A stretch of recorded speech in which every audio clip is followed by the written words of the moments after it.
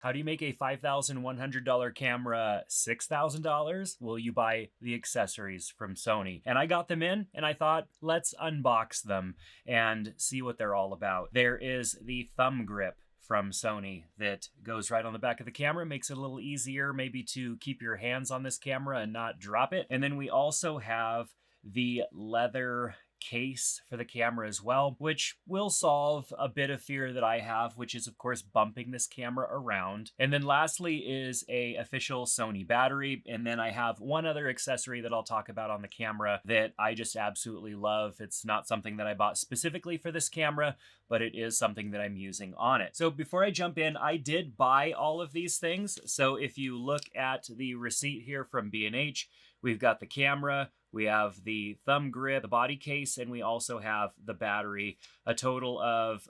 $5,718.95 invested in this little camera. All right, so first of all, let's look at the body case and see what we've got. A lot of people are saying that this camera is not worth the money, and I agree for the most part. It is not worth the money, especially considering there are a lot of other cameras out there that do what this camera does and more for less. All right, here we go. We've got the body case. What I'm seeing immediately is that it's got an opening for the speaker, and it's also got an opening for the battery door, which I've seen this type of body case before. Sony makes this for some other cameras, and so this is a common style, is reminiscent of the body case that they had for the previous model as well. What I like about this is that the thumb grip also has a 1/4-20 built into it, so you don't lose the thumb grip, and you don't have to remove this every single time that you would need to access something under the camera. I don't have the body case for the Leica Q3 anymore. I did originally buy it, and it completely covers the bottom of the camera, as well as some of the other accessories like the wireless charging plate that you can get for this camera. And so you can't access the battery or the SD card on the Leica Q3 without completely removing the accessory. So this does add a little bit of height to the camera. So already the camera is getting a little bit bigger, although it does add a bit of a grip too and gives us a little bit more to hold on to, which I like.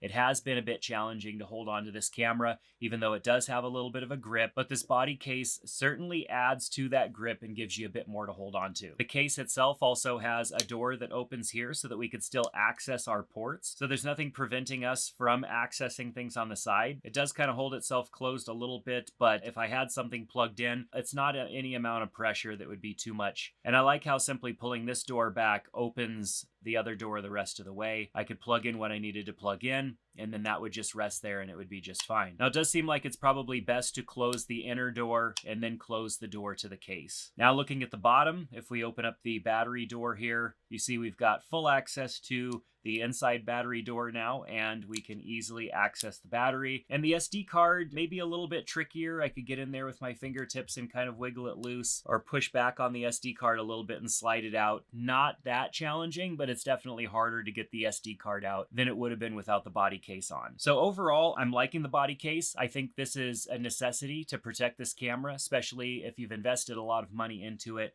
The body case is going to protect the majority of the camera. Of course, the lens is exposed. The top of the camera is exposed. But if you're setting your camera down quite a bit, you're not going to get that wear and tear on the bottom of the body. The case will take all of that abuse. Moving on, we have the TG2 thumb grip here. So let's go ahead and open that up and get that mounted on the camera. Oh, this is a nice little Sony bag that it comes with. I don't know necessarily what I'm going to do with it. Well, this is interesting. It's got a hinge on it, probably to get out of the way of the shutter control and the mode dial. Let's go ahead and mount that in. I don't see myself really taking this off. I guess if I was going to shoot some video with this camera and I wanted to use the DJI Mic 2 system that can mount in the hot shoe, then yeah, I probably would be removing this, and it would be nice to have the Sony bag, but I don't necessarily know where I would store this. Let's first take a look at this thing on the camera. So the grip itself is out of the way of the mode dial, so I don't have to move the grip out of the way to adjust the mode.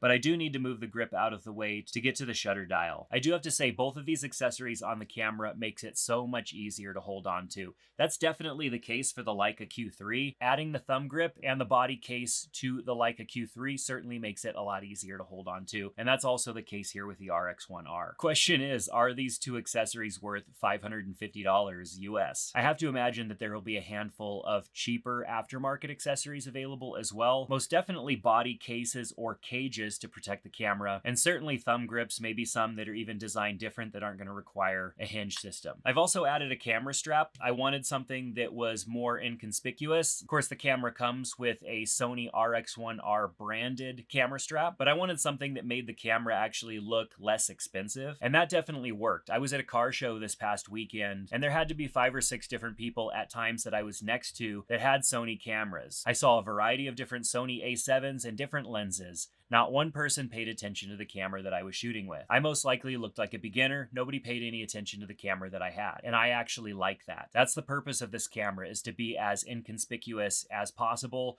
while still being able to capture amazing images. If instead I was shooting with this camera, which is the A7CR with a 35mm G Master, this is not as conspicuous. Although it is still smaller than an A7R, it's close enough to the form factor and the size that when people saw me holding this camera, they would assume that I have the same type of equipment that they do. Now, I'm just over halfway through my 30 days of shooting every single day with the RX1R. I've been documenting my process on the 48 North website, so go to 48northphoto.com, click on photo notes, and you can see all of my posts there. You can also put in your email address and get those sent to your email box. Lastly, I've been using the Shortstache everyday filter in 49mm on this camera, and I absolutely love the look that this filter gives. It's a polarizer paired with a diffusion mist filter, and it makes for some of the most contrasty, dreamy looking images. I absolutely love using it on this camera. It's not a filter that I purchased for this camera. I've been using it on the Leica. I've been using it on